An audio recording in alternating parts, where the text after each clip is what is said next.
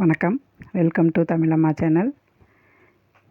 இன்றைக்கி நம்ம பாலக்கீரை தொக்கு எப்படி செய்யுதுன்னு பார்க்கலாம் வாங்க.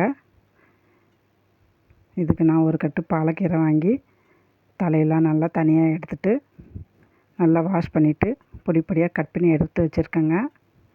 இப்போ மிக்ஸி ஜாரில் ஒரு 7-8 பூண்டு பல் போட்டுக்கலாம். அடுத்தது பெரிய வெங்காயம் ஒரு வெங்காயம் கட் பண்ணி போட்டிருக்கேன்.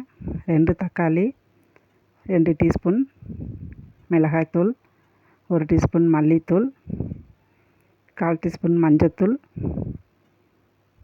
இதையெல்லாம் போட்டு நல்லா ஃபைன் பேஸ்ட்டாக அரைச்சி எடுத்துக்கோங்க.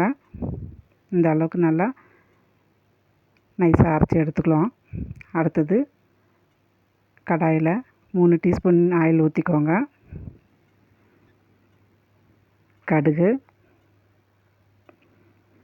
கடலைப்பருப்பு, உளுந்தம்பருப்பு, வெந்தயம்,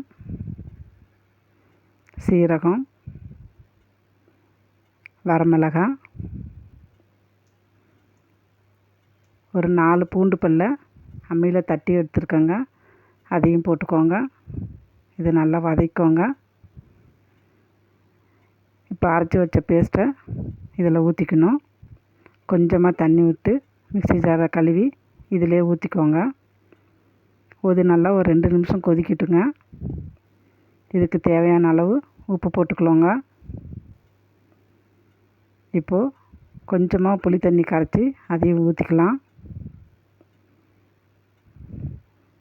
இது ஒரு 2 நிமிஷம் நல்லா கொதிக்கட்டுங்க. எண்ணெய் நல்லா பிரிஞ்சு வருது பாருங்கள். இந்த ஸ்டேஜில் கீரையை போட்டுக்கலாம்.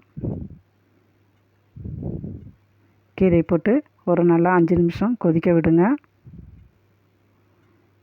பாருங்கள், இந்த அளவுக்கு போட்டோன்னு வந்துடும். தண்ணியெல்லாம் சுண்டி நல்லா கெட்டியாக வரட்டுங்க. அது வரலும் நல்லா கிளறி விடுங்க. பாருங்கள், நல்லா கெட்டியாக வந்துடுச்சு. பாலக்கீரை தொக்கு ரெடி ஆகிடுச்சுங்க. இதை ஒரு பவுலுக்கு ட்ரான்ஸ்ஃபர் பண்ணிக்கோங்க. இது ஒரு வாரம் வச்சு கூட நீங்கள் சாப்பிட்லாம். இதில் கால்சியம் சத்து, அயர்ன் சத்து இருக்குங்க.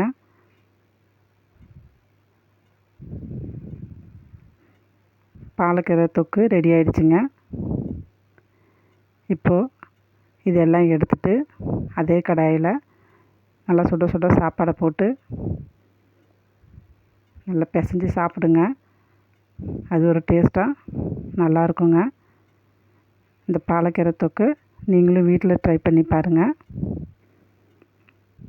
நன்றி.